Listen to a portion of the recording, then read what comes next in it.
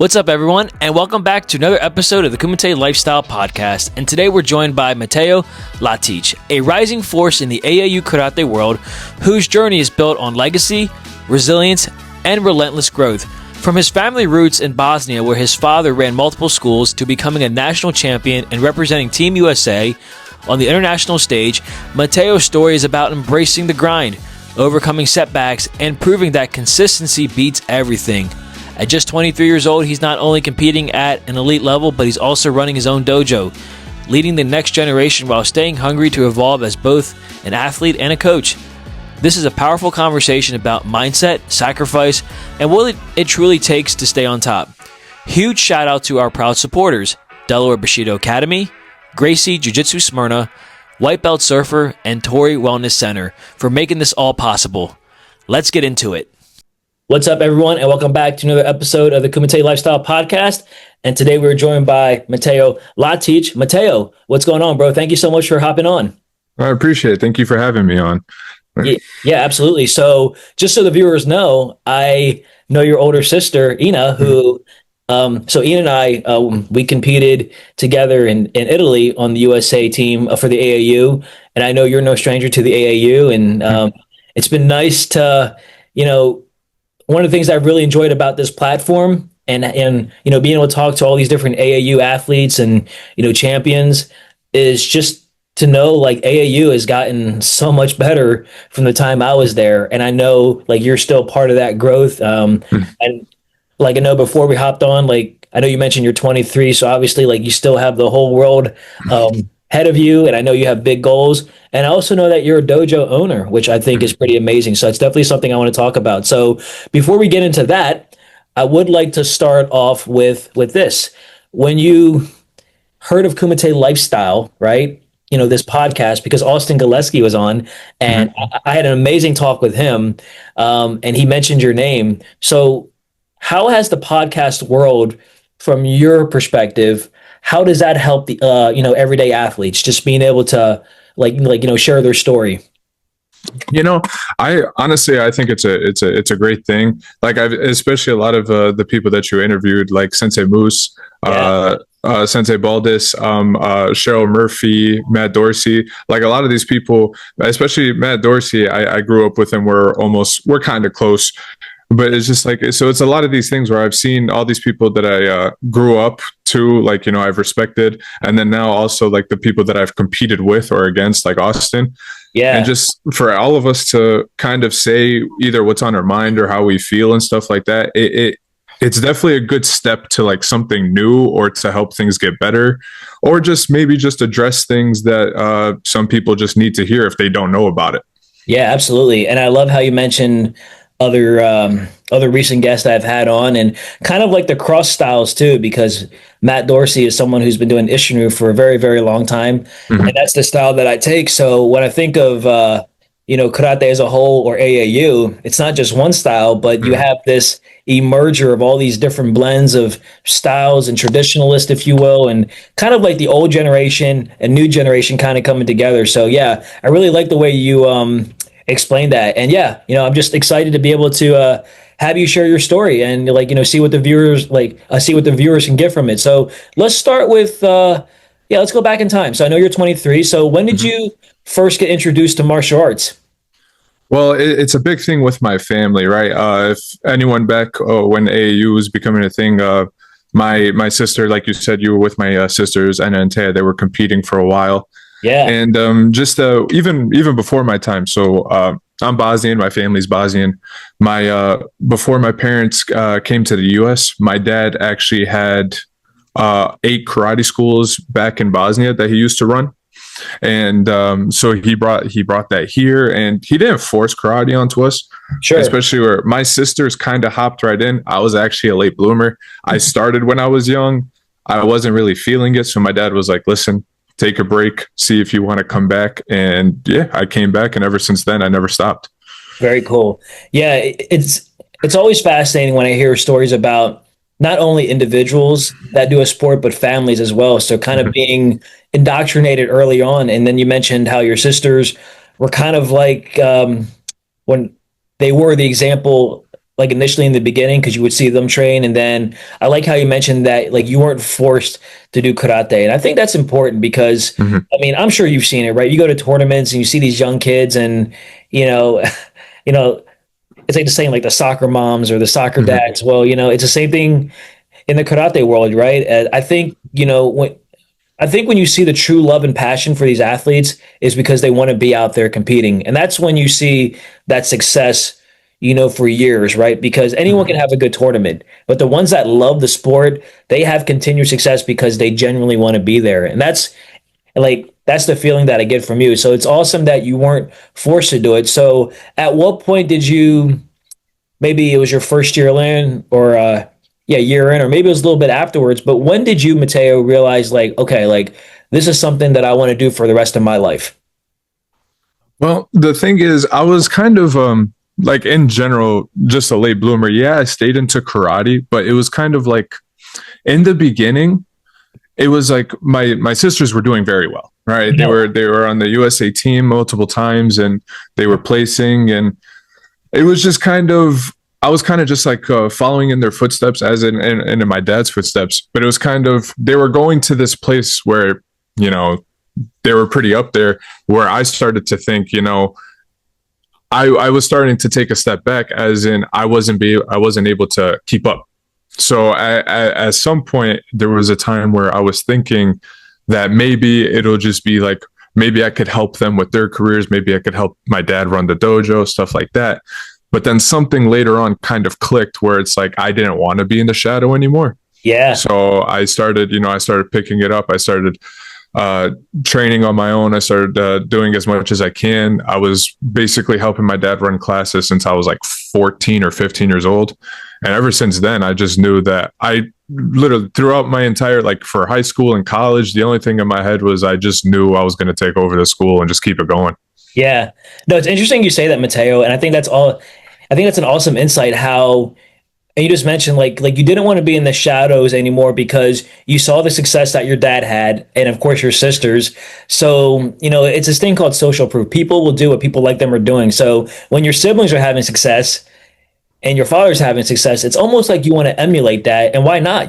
Because Mm-hmm. you have all the right people around you. So it's awesome. So when did you initially start um, competing? Because I know you own a school now, and that's definitely something that I want to touch on. But before we do that, I want to give you time to let's talk about your competition career. So initially, when did that take off? Like when did you start seeing that consistent that consistent success? It was more of the problem where I'm from Utica, New York, so it's very far upstate. Yep. And so in our area, at least during the time of my growing up, our area didn't have much competition, right? Sure. So I was, my problem was going through my life was before nationals, I would have one competition under my belt out of the whole year. So I would compete at that one tournament, try to trick myself into thinking that I was ready, go to nationals, get my butt whooped. That was kind of every year, Yeah. and it started getting to a point where I was even happy, like when I found like I got third place and I was like, awesome. Like that's like I felt like I medaled. But at some point I was just, I started picking things up, and then unfortunately COVID hit. And then with upstate New York, COVID hit us hard. They didn't let anyone do anything. Like our school was closed maybe 3, 4 years. I can't, don't quote me on that. It was closed for a long time. Wow. And it was also like for how long I've done karate for, I kind of used that in a way of at the end, because I was losing so much, or like I wasn't having that much experience, I kind of enjoyed the break. And I was like, you know what? Like, this is maybe like, I can really see with myself if this is really something that I want to do. And then when COVID was starting to lift up and later on, and we're starting to see signs that we could possibly do it again, I had that fire, right? I had the drive. So I made sure when I knew there was a good amount of time to open up, I made sure I was training every single day to make sure I was physically ready to then for us to open up the school again. Because Yeah. I didn't want to be okay. You guys could come back, but I'm also out of shape or out of form. Like I can't. It just didn't feel right. So I Yeah. made sure I was trying to get ready. I got the kids back, and we opened up late 2022. I think we opened a month before nationals. Okay. I decided, I was like, okay, why not? You know, I was training for this time. No competitions. My first ever competition of that year was in nationals. I went straight to nationals. Horrible idea. Yeah, yeah. Yeah. So in all the divisions that I did, first round, I was out, and it just in my head, I trained very hard that year, but I didn't realize that you can train as much as you want on your own Yeah. without the experience, without Yeah. the knowledge of how to actually do it in the tournament, or find what works for you. You're not going to go far. So I was very bummed, and I was thinking to myself, I honestly was thinking maybe competing wasn't for me. I was very bummed. I also had there was a chance, because I think Worlds was in Florida that year as well. So a lot of people were doing nationals and just staying in Florida because the weekend after was World Championships. And I had a chance, because I did participated somewhere that allowed me to be on the team if I could have. So me and my dad made a deal, because nationals was my first tournament back. If I can place in nationals, then we will both feel good about me competing at worlds. So Yeah. I didn't place. I lost first round. So I was bummed. I was like, okay, maybe this wasn't for me. I was honestly thinking just stopping I was maybe 19 years old. And I was thinking to myself, you know, maybe competing isn't for me. I was going to stop and just help and run the dojo. But then I told myself, you know what? 2023 is around the corner. Let me first, because again, no competitions under my belt. For 2023, I wanted to make sure I was going to go to as many competitions as I can. And then I wanted to see, even for nationals in general, whatever, if I can place, then I'll keep going. So that year, 2023 came, I was training as hard as I could. I was training every day, 2 times a day if I could. And from January on, when the tournament season started, I was able to drive myself, so I didn't have to worry about the traveling. I did as many tournaments. When I was averaging one tournament a year before nationals, that year I think I did 6. I did 6 competitions before going to nationals. And a lot of these, because of my area, I was driving 10 hours to one competition, 12 hours to another competition, you know, and I was getting with some of my friends. I was like, hey guys, do you want to hang out in North Carolina, or does someone want to come with me to Virginia? Just so I had company. Sure.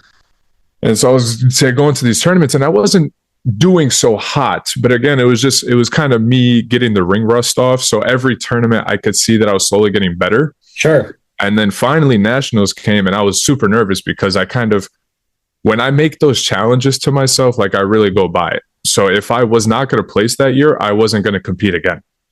And then that year I became a national champion that year. Yeah. So I trained with all those competitions, came in, and I became a national champion, and it just felt super good. So ever since then, as soon as I got home, I just kept training, because I didn't want to lose that spot.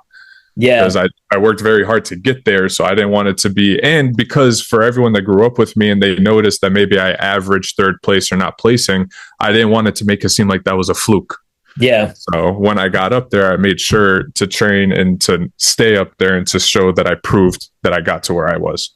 Yeah, absolutely. And there's a few things that you said that really resonates. I love your perspective on COVID, and how, like, while COVID was very unfortunate, and this seems to be a consistent topic, as far as people that run businesses, or people that were doing something so often that it became a part of their daily life, and then to have an event like COVID kind of obstruct that. Mhm. That was definitely an adjustment for everyone. And then you mentioned something where it was during that interim, right, that break, that you kind of got that spark for wanting to compete again. And I think that's important. So I'm not using COVID as an scapegoat by no means, because again, that was a very Mhm. unfortunate event. But in your case, you used something that was so, like, you used an event that was so devastating to most of the world, if not everyone, but you used it as a way, like, you know what, I have time to reflect now. And then you used that to like you said, kind of fuel yourself to go back into competition. So you, and I love how honest you are about like you would go to one tournament and then nationals and then not see the results that you won or you would get beat. And I think that's a very honest assessment because for people that compete at the highest levels, you know, I was talking about this the other day to somebody, you know, it's easy, right? Like I could look at you and you're like, oh yeah, like Mateo's like, you know, like he's a karate champion. So obviously it comes easy for him, but it's not. You have to put in the work. And you know, it's those sacrifices, it's those road trips, it's those tournaments with, you know, your friends, like you were saying. That's what people don't see. So when you were consistently getting third, and then when you finally got first, it's almost like I could hear the excitement in you saying, like, I finally got past that hump. And then the hardest part isn't winning, it's consistently staying at the top. So now that you got first place and you got like and you're a national champion, excuse me, what did you do, Mateo, to, you know, stay at the top? It was just the same drive when I found like a plan. I kind of just followed that same the same thing. Like I just whenever I had the time, because luckily I'm very blessed in a way because Sure.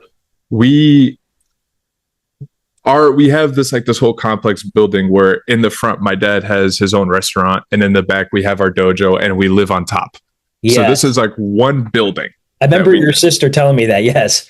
He's Yep. so for me it was like whenever I had the free time I could easily just go train. Where it's like I could understand for other people where you know they're not fortunate enough to be maybe the sensei's child or to have a good enough relationship where they could go to the dojo at any time what they want. Yeah.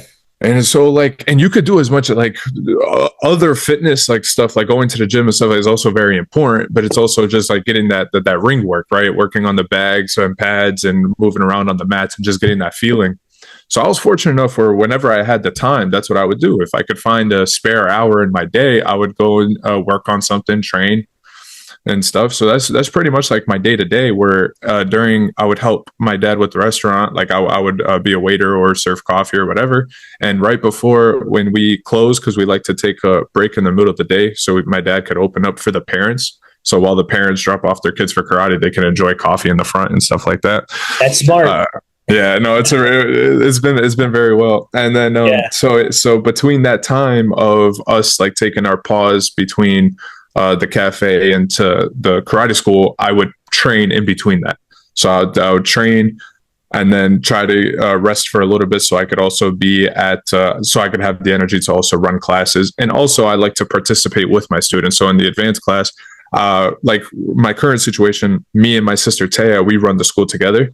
So for the drills that I want to work on that I can have my advanced class do with me, I give my sister my plan and she runs it and I just become, instead of their instructor, I become a athlete, I become a teammate with them, Yeah. which is also like which has been like very good with me and my students as we have that coach, we have that teacher and athlete kind of relationship.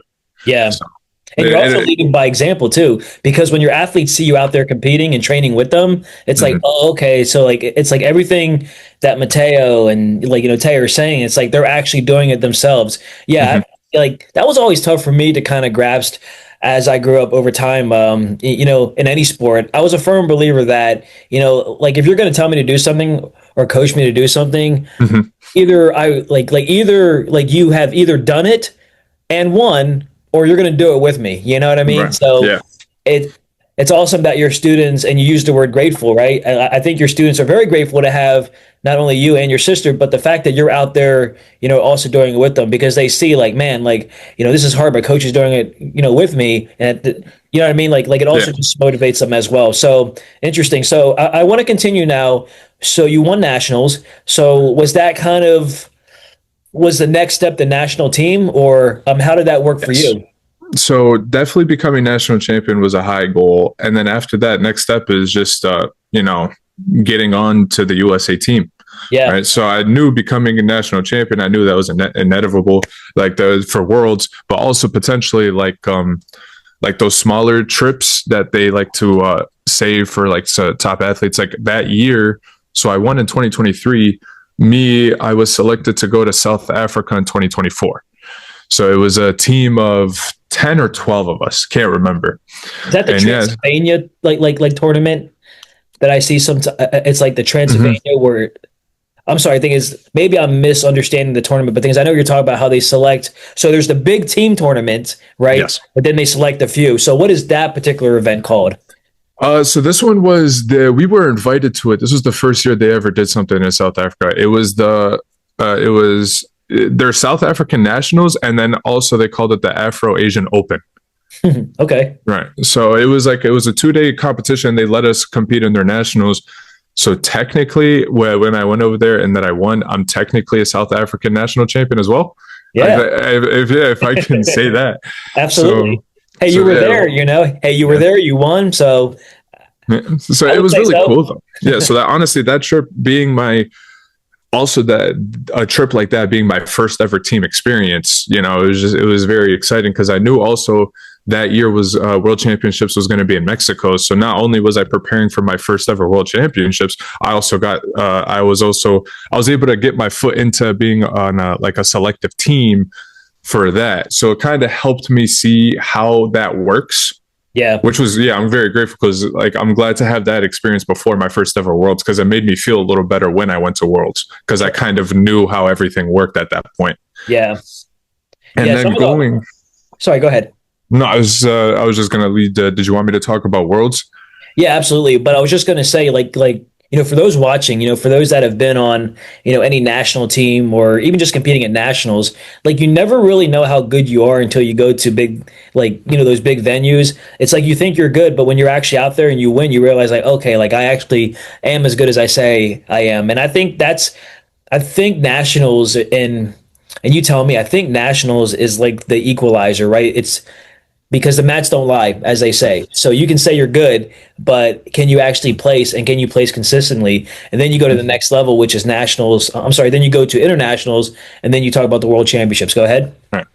But yeah, the thing about the nationals is like when the mats don't lie. The thing is, right, for the people that love to compete throughout the year. I mean, let's say like everyone south they're on the luckier side because all those competitions they're around them, right? They could Yeah, they could go an hour for this competition, 2 hours for that competition, and of course abuse it. I would too if I was there. I'd go to as many competitions as I can, and in those competitions.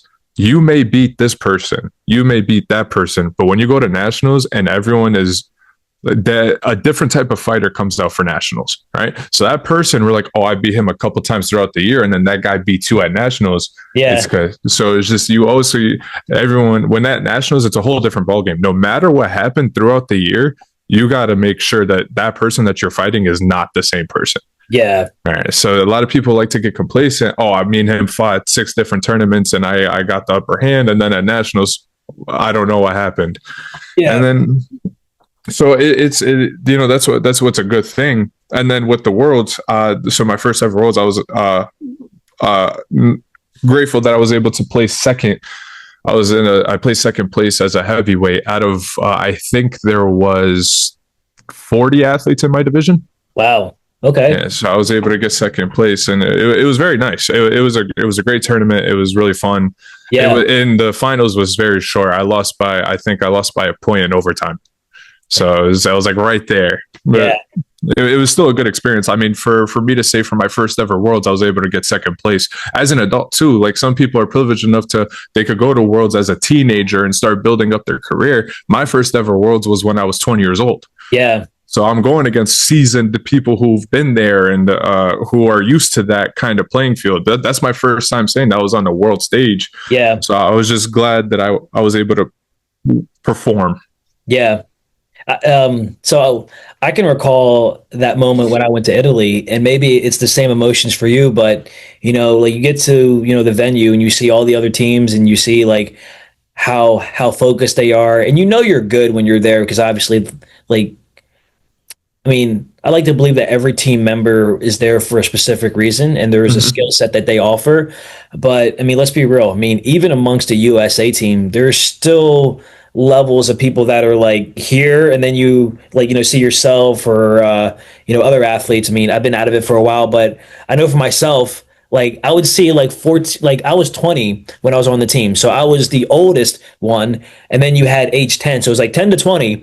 But bro, I'm looking at like these kids that are 12, 13, and they've been on teams for like 2 to 3 years, and I'm just impressed how Right. they warm up, that mindset. And I don't think people take that into consideration as a factor when they're kind of looking from the outside in. It's like, okay, cool, like Nick, Mateo, obviously they're on the team, so they're good. Yeah, we're good, but like there's another tier to that. So my Hmm. experience was always like, man, like you have to really soak it in and just be grateful, like you said. But I remember for myself when I was in Italy, while the competition was good, Mateo, I was just blown away by just the different cultures and how they're all just trying to intermingle. And what was cool was you had the USA sitting in one section, and then you had Bosnians and the Serbians, and I'm sure it's the same, but all these other countries would just come and sit with us, and we're Hmm. just chilling like we're just homies. And I'm thinking to myself, like, man, like, how does the world have problems, because Yeah. if we can all just do this. So that was an eye opening. And then another story that I love to share is so anytime you went anywhere, you had to have another wingman with you or Hmm. another countryman with you. So I remember going to the restroom. I didn't have to go, but one of my teammates did. So I'm in the bathroom, but I'm standing by the sink, and I think it was a Serbian kid. He comes in, and he's like, he strips pretty much butt naked, and he's just like almost just washing himself, but he's doing it as if it was like normal for him. And again, bro, just keep in mind the venue was not up to date. It was kind of old, and the water was freezing because it was October. And then I'm thinking like, damn, like this kid really just took a whole like sink shower and and didn't even care that I was and like I wasn't watching him, but I was like, okay, like I see you. Yeah. And then it was like 5 minutes, and then he leaves. And then that night at the hotel, Coach O'Hara, he was briefing us, and he was like, "Hey guys, like what is something that you guys saw today that stood out?" And everyone's just like, "Oh, the competition, this or that." But I said, "Coach, I remember seeing the Serbian kid," and I told him the story, and I told the other members, that were around me, and Coach O'Hara said something that was very profound. He said, "Nick, yeah, that athlete probably hasn't showered in days, and he's living on the bus just to compete." And I'm thinking like, dang, as Americans, we are very spoiled. We're staying in a nice hotel, right? We have cell phones, we have this and that, we have our families there. So Hmm. that was like for me, Mateo, that was what I took from that experience. Just being grateful for the fact that I don't have to compete. I get to compete. So I posed a question for you. Aside from the competition, what was some of the biggest experiences that you took from that trip?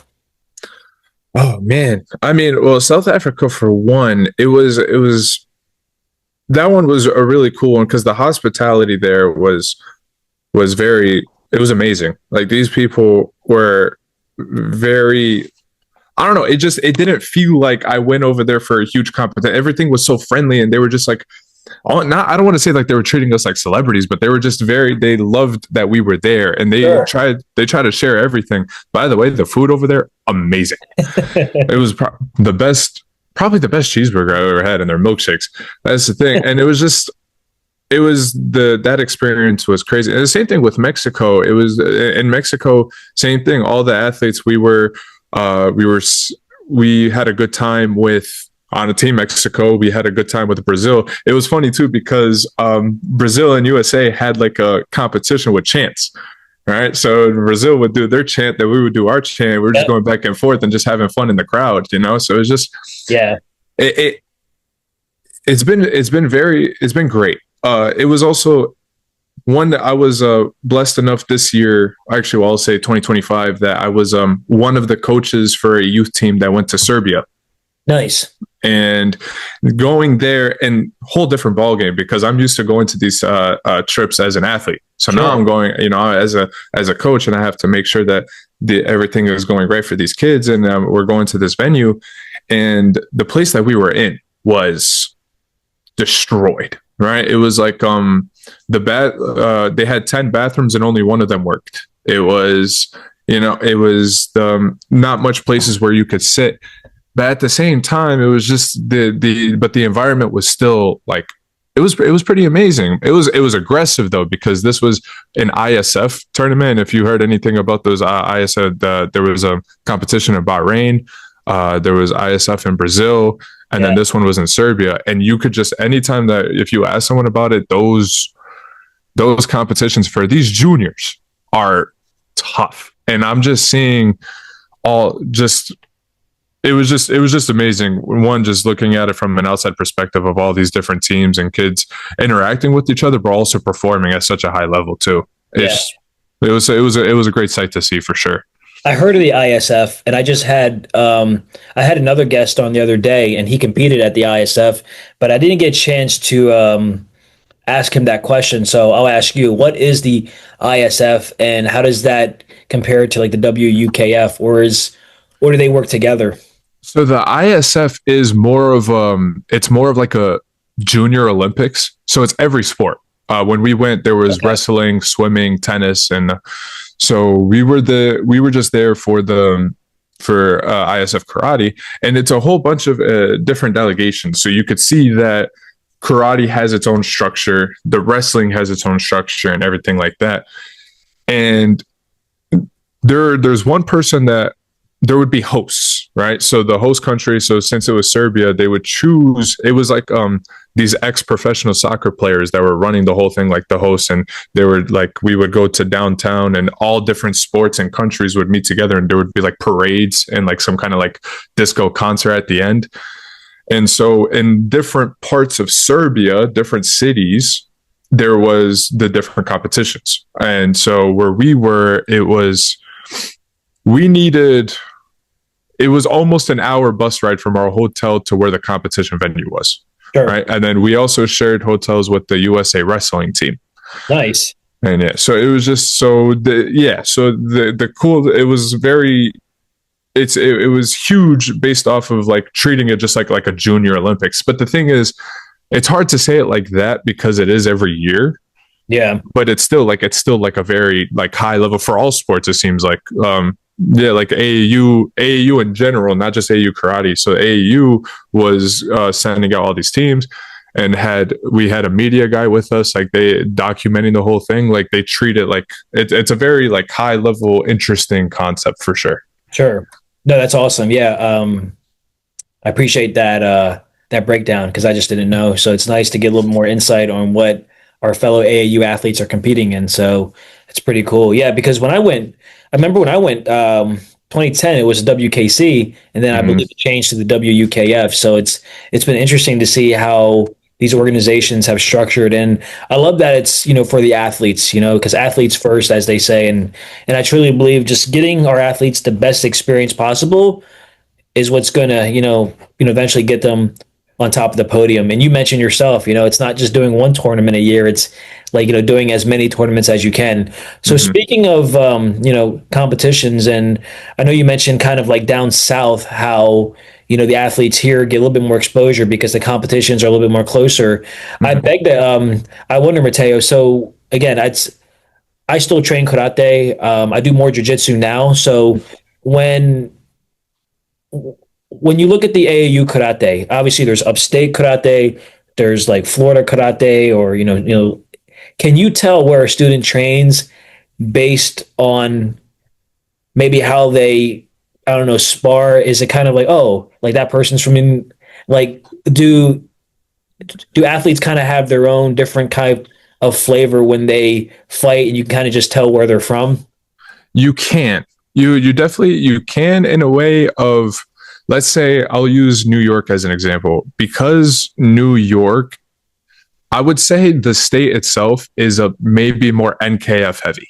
Sure. Oh yeah. So if people want to compete more in New York, especially no matter if you want to get ready for AAU nationals or NKF nationals, you want to do as many tournaments as you can, you're going to do both organizations. Yeah. And so you could definitely see that when New York fighters go, you can see that kind of, it's a good mix, right? Like my best friend, his name's Sean Russell.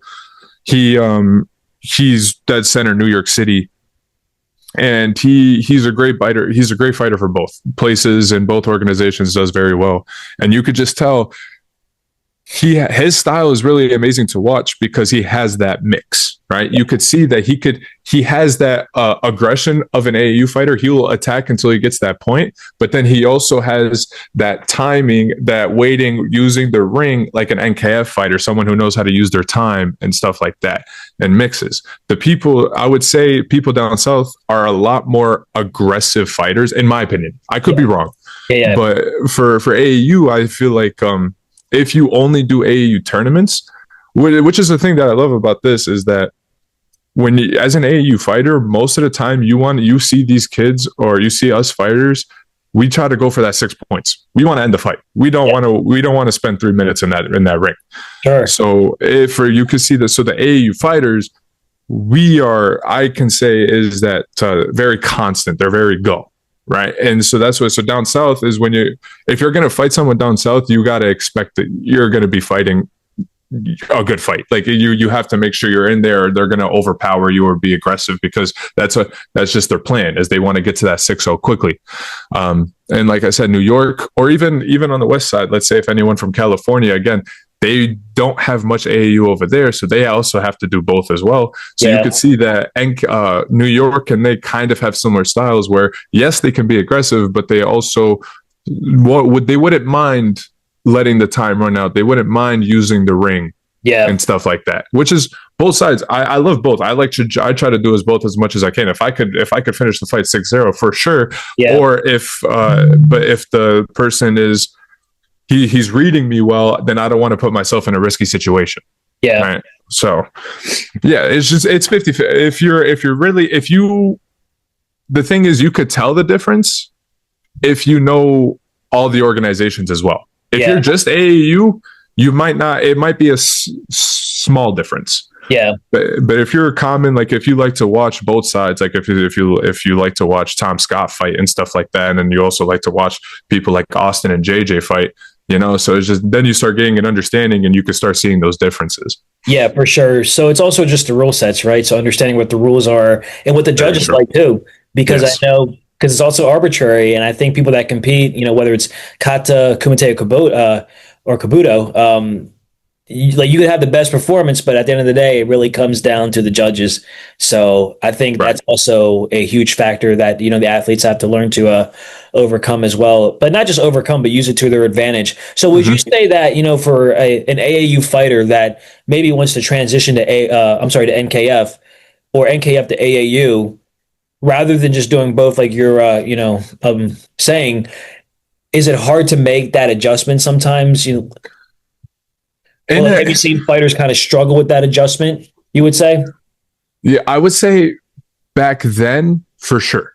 Yeah, because now it is a little normalized. Like what Austin was saying in that the next generation is for both sides are in the right direction, where there is younger athletes that love to follow both. Right, they have favorite fighters from both sides.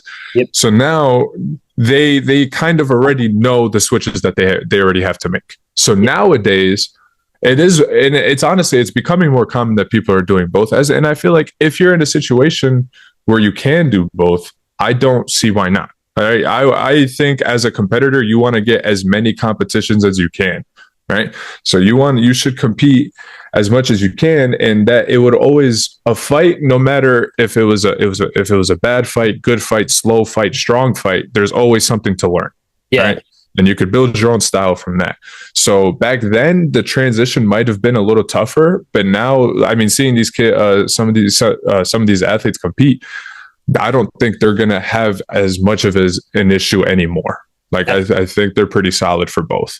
Yeah, especially with social media, right? And how how these athletes and anyone can just, go to someone's Instagram page and you kind of get a first glimpse of what they do, whether it's AAU or NKF. I mean, shoot, with, this platform, Kumite Lifestyle, just having Instagram and social media has helped me out tremendously. I mean, just reaching out to someone like yourself or Austin, it's like, I feel like now in 2026, if you have YouTube and half a brain and even AI, there's no reason why you can't be successful, Right. So yeah, just using those tools as mentioned. Are members of the AAU national team, like, would you say that you guys are pretty tight knit? Like you guys have a pretty close relationship as far as like friendships go? I mean, I'm sure there's still competition and some rivalry there, but would you say, like, when you guys are all together in the same room, everything is pretty friendly? Yeah, no, it's been pretty good with competition, especially me myself. I never I'm not the type of person to be like, oh, you're my competitor, so I'm not gonna give you the time of day. I can't do that because at Yeah. the same time, because like me, I also like I admire other fighters. Like I love how I always when I watch people, I don't watch people to be like, oh, this is how I beat them. I watch them as in I really like what he does. Like that's me. So with all these like up and coming fighters too, like I've become close with these younger athletes and stuff because I just like the direction that they're headed. Yeah. With me and my fellow competitors, we've been pretty solid.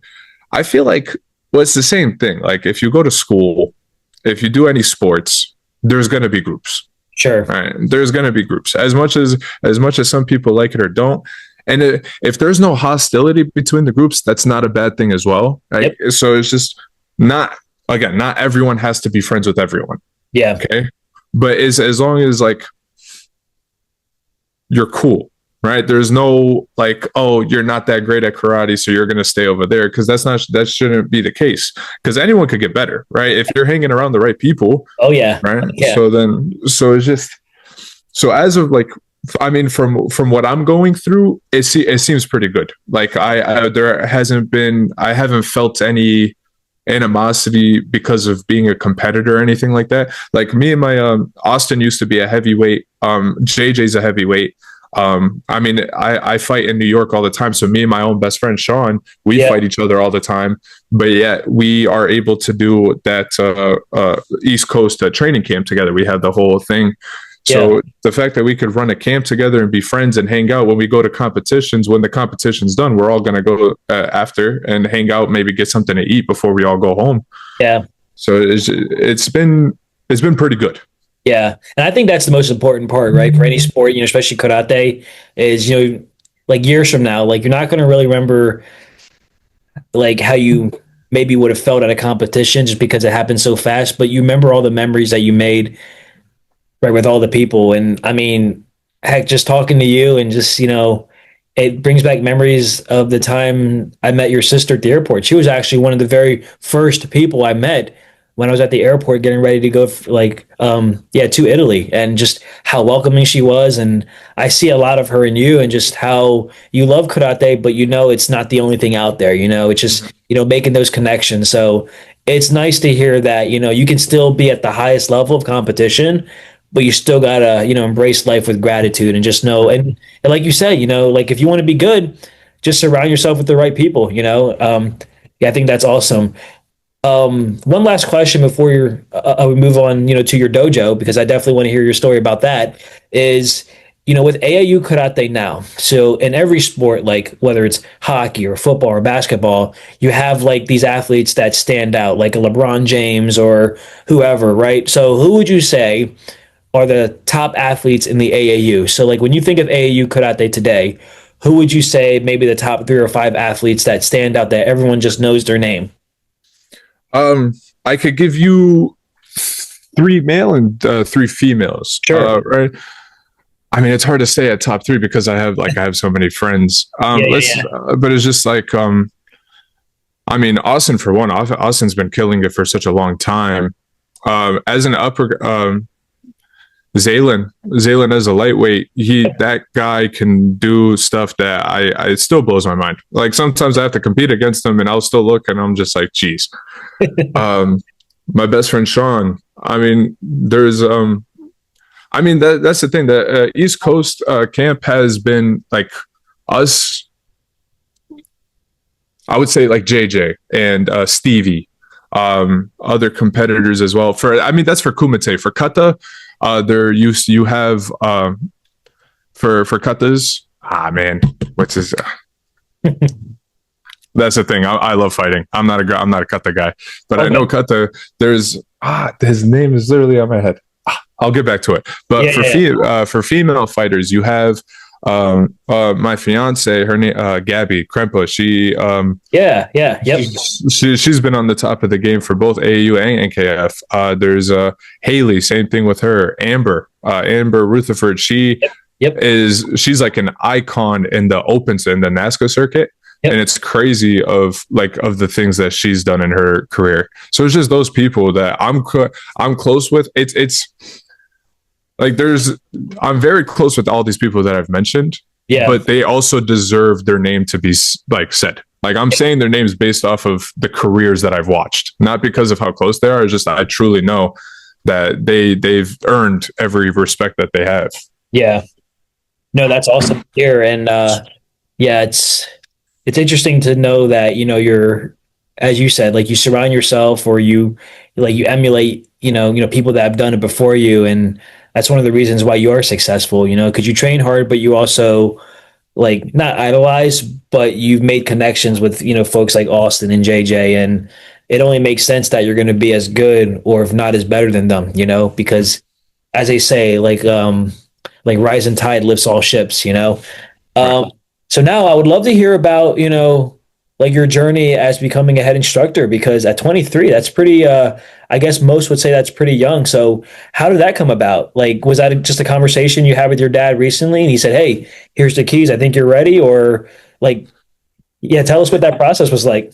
It was my dad had his own set of he had his own criteria in his head that he didn't let me know of. He was just waiting for me to check mark some things before he felt like I should take over. And it was just the fact that one of the biggest things is my dad loves education, right? I was not taking over the school unless I completed college, right? Graduate college, that was step number one. That was the one goal I knew about, right? I was like, okay, so I'm going to college so I could take over my dad's school. Which is And it very was just, smart, by the way. yes.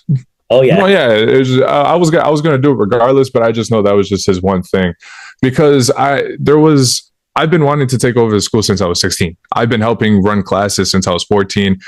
There was a certain time where my sisters were in college, so they weren't in the dojo as much. So I was running my own classes at 16 and 17.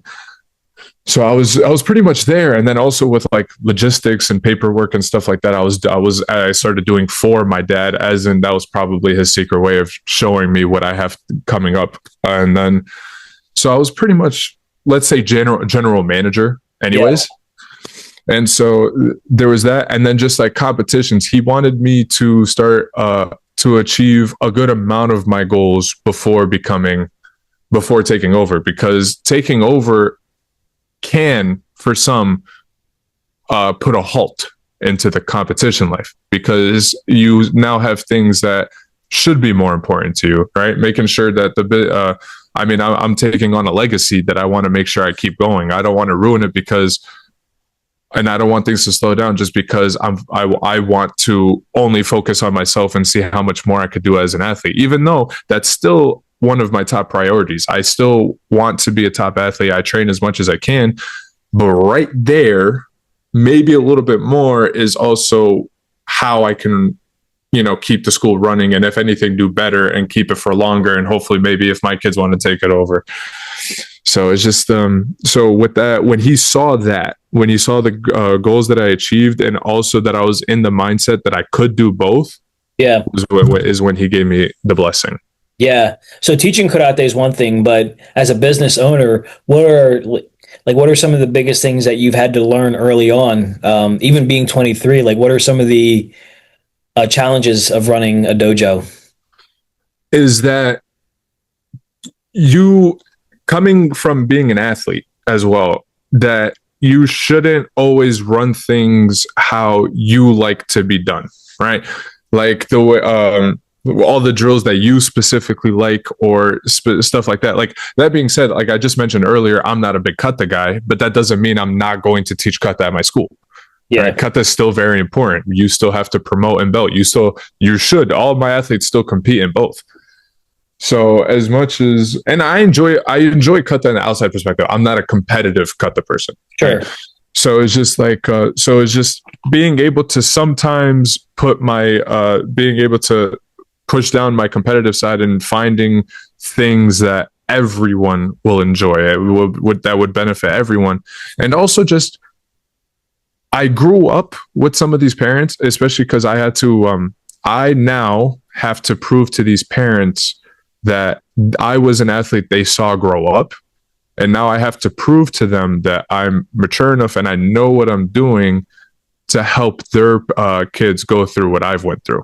Yeah. right? Because it's hard for them to give that switch. At first, it's just like, oh, I've seen this kid maybe sometimes fool around, or I've seen him grow and he just trains and that's all he did.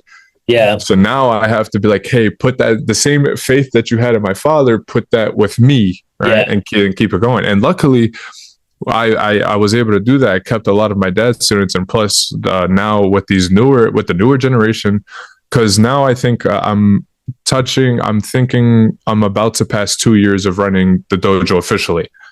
And so just dealing with a whole new set of parents and athletes who may not know what my dad has done. And now their introduction is me. Yep. And that they're still going and they're enjoying things. So now it's been, I don't want to say I have a good blueprint, but it's working. Sure. Right. And so that's just one of the challenges. It's just also too is also trying to be fair. Right. I also my family were refugees, right? They came from the Yugoslavian war. They came to America, and our dojo is right down the street from the refugee center. So now current refugees, and that we made sure I took on my dad's ideology of he tried to be as cheap as possible, where these people who now have nothing and they have to restart in a new world, where now they can at least eat themselves, or at least give their kids a chance to now have like a nice way of growing in this new place and getting a new family and stuff like that. So just making sure that with the crazy times that are happening now and everything getting more expensive, where I can still be able to keep my place open, but at the same time for these people to comfortably join the family, enjoy themselves, and want to, learn karate and have a new family and stuff like that. Yeah. I think that's wonderful how you've kind of adapted what your dad taught you. And here you have this generation that was raised and taught by your dad, and kind of, gaining their respect over time, because it's different when you're a competitor. It's different when you're just a student. But now when you're in this role of being a head sensei and an instructor and this figure that people look to, it is a whole lot of responsibility, and it makes you, and I'm sure it makes you appreciate how much your dad, worked hard, and him being at the front of the room. So I think that's very cool. Are your sisters, yes, I know you mentioned Tay is involved with you. So how does that dynamic work when you guys are either coaching or teaching together? Do you guys ever, I don't know, you guys ever butt heads sometimes, or? That's the thing. They always say never work with your siblings, but it's just that no, it's been good. It's definitely like a partnership, right? We have our designated groups where from first glance, I might not be like my dad would say sometimes I'm scary, right? But not from how I coach. It's just like in general, like I'm 6'7", I'm a bigger guy. So these kids would come in, they look at me and they're like, wow, that's my teacher. So definitely my sister focuses on our newcomers because she gives them like welcome. And then the kids grow to love me because then when they see when I run classes, they're like, oh, I actually enjoy this. Yeah. So my sister takes on the newcomers. I help her, or when they promote, like let's say, because of COVID, our numbers shrunk a lot because again, we were closed for a while. So it was hard to get a lot of athletes to come back. Sure. So it's almost like when I took over, it was almost like a fresh restart. Yep. And so like before COVID, we were over 120 students. And for a small town Utica, that was a good number. So over 120 students. And so now I'm after 2 years of running my dojo, I'm finally about to touch 100 students again. Very cool. And so now that we only do 3 groups a day, and it's later on after school. So like, let's say group 1 is white and yellow belts. White belts my sister would take, I would take the yellow belts. And then the next class, it would be again another 2 or 3 belt groups. And she would take a specific one, I would take a specific one. And then in the third group, it's kind of like our intermediate advanced group. Those are a lot of work together because actually I also didn't have, because it was a fresh restart, I didn't have black belts for a long time. February was my first time ever rewarding black belts because this was the time where these athletes, I was training since they were a white belt under my dad. Yeah. But then when I took over, they were still on a good pace. So now I was able to finally, after a good amount of years of them training and working for it, I was finally able to award black belts. So now I finally was able to add a black belt class, right? Yeah. That's the one thing I was missing. So our intermediate and advanced would work a lot together. And now I also focus on a whole nother day with just the black belts. So it's just we have our own things. Sometimes we like to combine a lot. Like let's like Kumite is universal in my opinion. Yeah. Like I can put beginners is beginner, right? I'll show you the basics, right? Novice is its own thing. Intermediate, advanced are very close, right? Because intermediate needs to put that work in to get to that advanced level. So if these intermediates are working with advanced, they could probably siphon that energy and become an advanced with them. So a lot of the times when it comes to Kumite, it would be one huge group, and maybe me and my sister bounce off each other, or I'll take over, stuff like that. Sure. But no, it's been a pretty good system. Yeah, it's awesome to hear that you guys have such a good family dynamic. And like you said earlier, it can be kind of hard to go into business with your family. So I'm a full-time, so I help run a school full-time. It's Jiu-Jitsu and Karate, and I'm best friends with the owner. So, and I've known him since I was a kid. So, even some would say like, don't go into business with your, closest friends, but sometimes that's the best way it works out because you know how each other works and you know how, this person thinks. So I'm blessed as well to, be in the situation where I can do what I love every single day, just like yourself. I would love to hear your story about the, I think you were mentioning about the emblem or the name, the dragon. Yeah. So yeah, I would love to hear that. Yeah, I try to always promote this story as much as possible because again, this is always going to be my dad started such an amazing thing. Like I said, he had schools back in Bosnia. My dad was a heavy competitor over there in Yugoslavia at the time. And he was on the Yugoslavian team, and he had this best friend who he considered a brother, right? And then unfortunately the war started, and so they both had a dream where if they both can somehow become refugees and come to America, that they were going to open up a school together. Yeah. But unfortunately, his best friend passed in the war. But his best friend's nickname was Mike, which in translation was dragon. So when my dad came to America and finally decided to open up his own school, he named the school after him. Nice. Yeah, so it was my dad carrying on the dragon name. And then the reason why it's two dragons is because it's both of them. It's my dad and him running and still being on the top of their game. That's awesome. Yeah, so it's paying homage and respect to those that kind of helped pave the way, or just, or more of just of a symbolic reason, Right. I think that's a story. It's been cool. It's also like what drives me in competitions is because like him and a lot of these like karate stories, like my dad's never told me any of these. Like I would hear stories from even like Sensei Mirza would tell me about the times where he was a ref for my dad back in those competitions back then.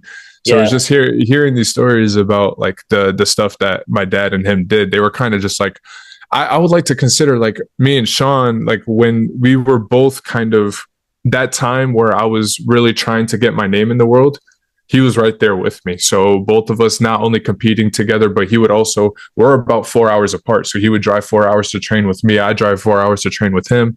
And we kind of grew together at a very similar weight. Like it feels like we've both just been with each other. So it's almost like we're taking that story over too, like us together, taking over the karate world and just doing what we love and doing it together. It's just been a lot of it.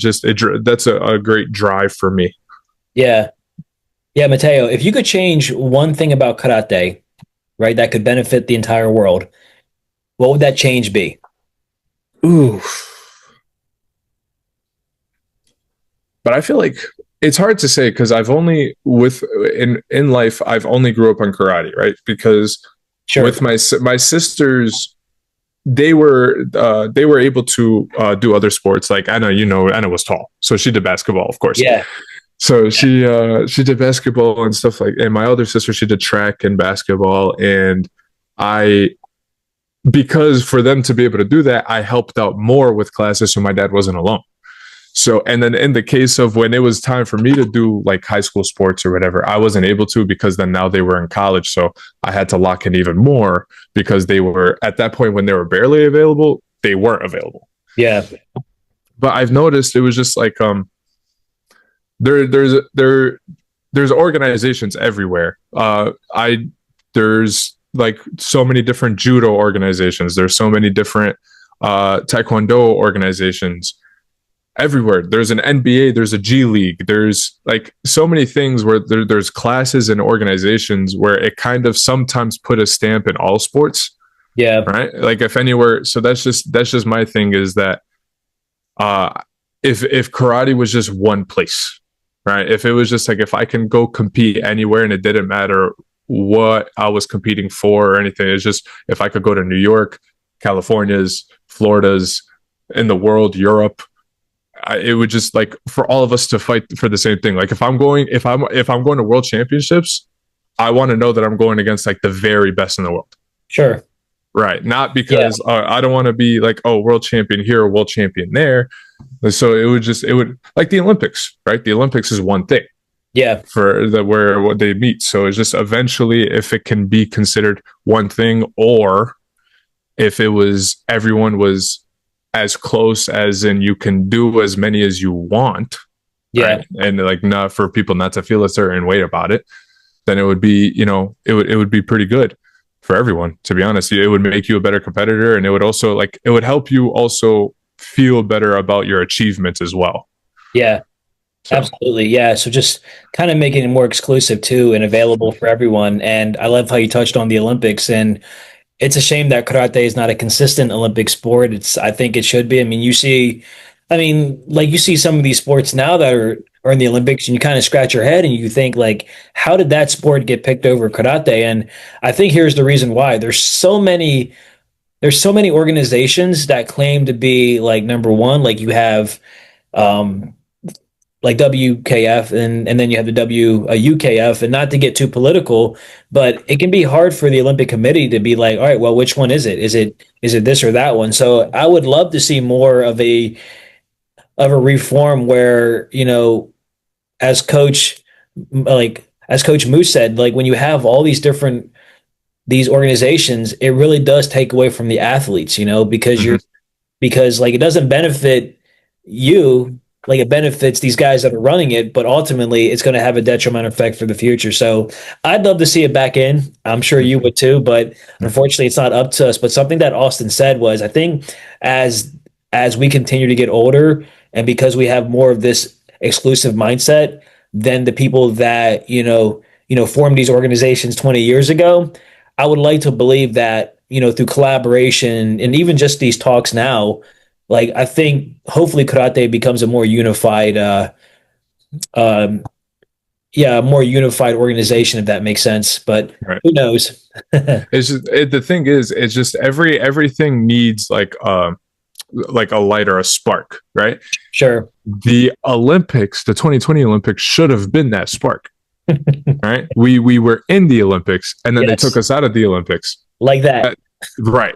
Quick, and it was just, and if that wasn't a spark, like it's hard to think like what could be the next spark, Yeah. right? But I was just like I don't want to use anything, but it's just like right now, I'm a big soccer fan, Bosnian soccer, right? We just made the World Cup. That being said, the thing Italy is like the thing they're going about is that they missed 3 World Cups in a row, and now like everyone's saying like, what are you guys going to do about it, right? Because Italy, if you think about it in soccer, they're top three countries when it comes to soccer. They should be now, like they're up there. Yeah. And so now you have the country saying, hey, we've missed 3 different World Cups. Let's use this spark. Let's come up with something because we should be in the World Cup. It's the same thing here. It might be how many Olympics can we miss before we try to come up with something to get us back into it. Yeah. Right. It's every 4 years. How many can we afford to miss? Exactly. Yeah, I agree. I don't know. I mean, unfortunately, those things are out of our hands. All we can Yeah. do is just hope. But I tend to lean on being optimistic in that sense because if Mm-hmm. it was already in, there's no reason why it can't be in again. So Right. I agree there with you.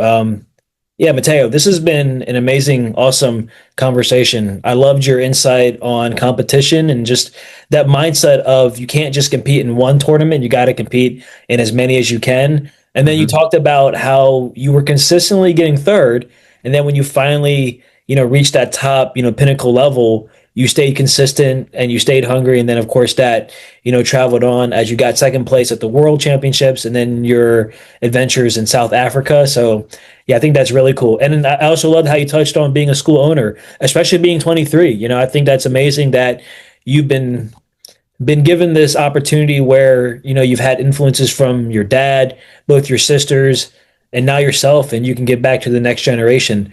Mateo, where can people find you on social media if they want to get in touch with you or just find out more information about your school? All right. So my school has an Instagram page. It's called Karate School Dragon, and then my personal Instagram page for just karate itself is Mateo_Latic.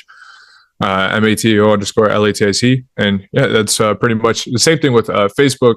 My Facebook is mostly my just karate stuff. So it's just my name, Mateo Latic. Very cool. And I always like to give my guests an opportunity to give any last minute shout out. So if there's, and I'm sure your list is long, maybe, but if you could kind of condense that, who would you like to give a shout out to right now? 100% my fiance Gabby. She's been killing it. And then also my best friend Sean.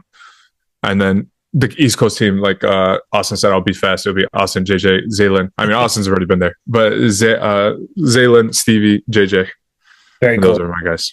Yeah, my goal is to get all those guys on. So I think this is a pretty cool like opportunity. And like I said, it was great to be able to have you on to share your story. So I look forward to seeing your continued success. Just to see what else you have to offer, your students and all your future accomplishments in karate. So again, Mateo, thank you so much for hopping on and giving Mhm. us your time, for the Kumite Lifestyle Podcast. I hope that you enjoy the rest of your day. Yeah, you too. Thank you so much for having me. Absolutely.